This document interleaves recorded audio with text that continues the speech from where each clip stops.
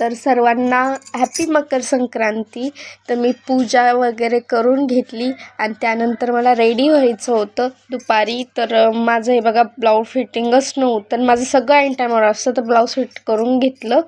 त्यानंतर मी साडी घालून घेतली आणि ही साडी ना तर माझ्या लग्नाची आहे, तेव्हापासून घातलीच नव्हती. त्यानंतर सगळं आवरून वगैरे घेतलं.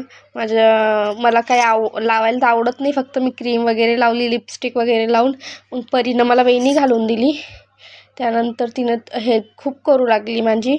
आणि मग नंतर मी गेले मंदिरामध्ये आणि मंदिरामध्ये बघितलं तर एवढी गर्दी ना, खूप आम्हाला 15-20 मिनटं तर तिथंच लागले.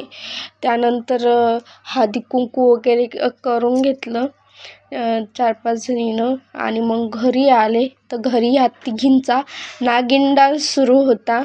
हे बघा. तर परत एकदा सर्वांना हॅपी मकर संक्रांती. आजसाठी एवढंच. Bye bye.